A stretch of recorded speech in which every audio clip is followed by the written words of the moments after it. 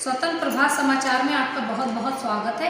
संवाददाता रोशनी सोनकर के साथ आज हम लोग आए हैं विकास खंड मोहनलालगंज क्षेत्र के जबरौली ग्राम में ग्राम प्रधान से बातचीत करने के लिए। मैडम, आपका नाम? मेरा नाम रेणु अवस्थी, मैं प्रधान ग्राम पंचायत जबरौली से हूँ, विकास खंड मोहनलालगंज लखनऊ। जैसा कि मैडम ये आपका पहला कार्यकाल है या आप पहले भी प्रधान रह चुकी हैं? नहीं, मेरा पहला है। इसके पहले मेरे ससुर थे, उसके बाद मेरी सास आई गीता अवस्थी, फिर मैं।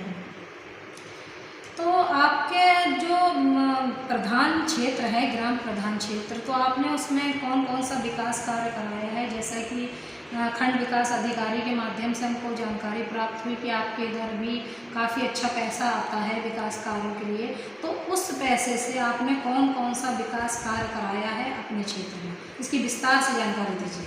मैंने जब शपथ पत्र यहाँ पर ग्रहण किया था, उसके बाद से कोरोना काल शुरू हुआ था, तब भी मैंने यहाँ पे दवा का छिड़काव कराना शुरू किया। अपने जब जानकारी हुई हर चीज़ों की, और कोरोना से बचाव करने के लिए मैंने सारे उपाय किया। यहाँ पे मास्क बांटे गए, हम लोगों ने काफ़ी सुविधा दी। यहाँ पे जो जिसके अटैक हुआ ये कोरोना से, उन लोगों को मैंने बचाव भी काफ़ी किया, गाड़ी की प्रबंध कराई गई, और हम लोग जो है घर जा जा के खाने की व्यवस्था भी कराई गई। और हमारे यहाँ पंचायत भवन में जिसे कोई कोरोना है, उसको हम लोगों ने अपनी सुविधा यहाँ पंचायत भवन में रखने की जगह भी दी गई थी। इसके अलावा धीरे धीरे कोरोना ख़त्म होते हुए चला गया। फिर मैंने अपने गांव में दुकानें 14 दुकानों का यहाँ पे बनवाया गया है। 14 दुकानों का मैंने उद्घाटन अभी नहीं किया है, जो मैं अपने 14 दुकानों को जब कंप्लीट सारे तरीके से करवा लूँगी तब मैं अपने उद्घाटन करवाऊँगी। जैसा कि सभी लोग जानते हैं, कोरोना जैसी वैश्विक महामारी हमारे देश में नहीं पूरे संसार में आई हुई है। उसके कारण शिक्षा और स्वास्थ्य को लेकर बहुत कमी हमारे खासतौर से उत्तर प्रदेश में बहुत ज़्यादा हो गई है। तो इस बात में आप क्या कहना चाहती हैं? क्या आप अपने क्षेत्र में शिक्षा और स्वास्थ्य को लेकर विशेष ध्यान देंगी? जी हाँ, हमारे क्योंकि छोटे से बच्चे मेरे भी हैं, शिक्षा नहीं ग्रहण कर पाए। 2 साल से मेरे बच्चे भी घर में कैद रहे हैं। तो जैसे मैं अपने घर पे इंडिपेंडेंट नहीं हो पाई हूँ, तो मैं भी अपनी कंडीशन जानती हूँ कि सारे बच्चे इसी तरह अंदर ही कैद रह गए। तो धीरे धीरे हमारे जो योगी सर हैं, वो हम लोगों को मीटिंग बैठा के, कॉन्फ्रेंसिंग मीटिंग करा के हर तरह से राय दिया कि यहाँ पे ब्लीचिंग का, लार्वा का दवा छिड़काव किया जाए। धीरे धीरे सबकी वैक्सीन हम लोगों ने कंप्लीट कराई। मेरे साथ मेरी जो सासू माँ है, वो आंगनबाड़ी केंद्र से हैं, वो लोगों को ज़्यादा बनाती रहती है, घर में सबके जा के यही सब के बारे में बताती है। और कोरोना काल में मेरी सास गीता अवस्थी और मैं प्रधान, मेरे प्रतिनिधि गौरव अवस्थी, दिनेश प्रताप सिंह जो मेरे अधिकारी हैं, और मेरे साथ जो सहायक दीप्ति त्रिपाठी रहती हैं, उन सबके साथ मिलके हम लोगों ने गांव में अपने हर चीज़ की व्यवस्था कराई है।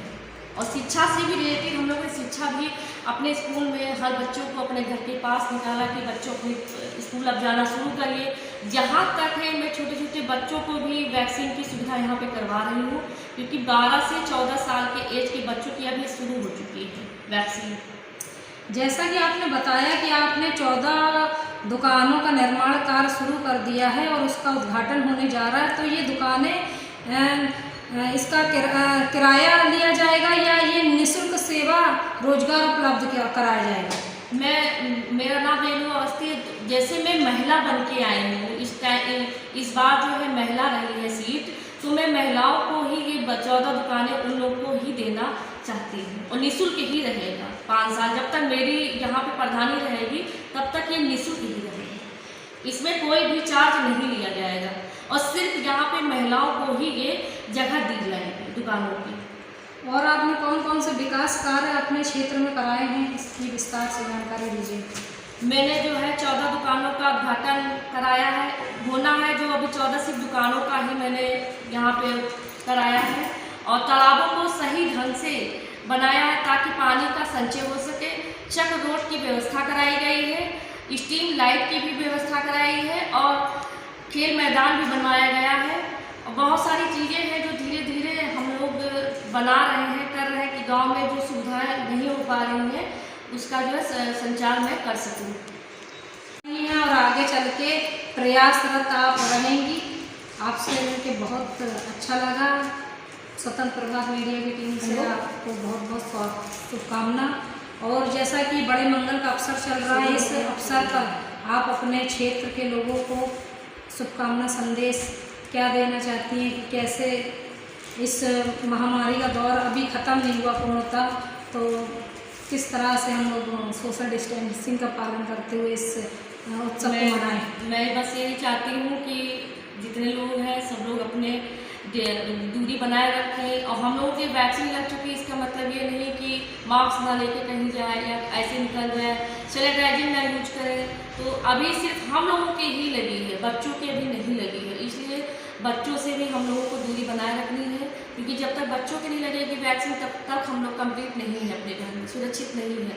इसलिए हम यही चाहते हैं कि हमारे भगवान जो हनुमान जी के इस पर्व चल रहा है, मैं बस यही चाहती हूँ सब लोग खुशी से रहें, खुशहाल रहें। नमस्कार। स्वतंत्र प्रभात संवाददाता रोशनी सोनकर के साथ कैमरामैन पूर्णिमा सोनकर।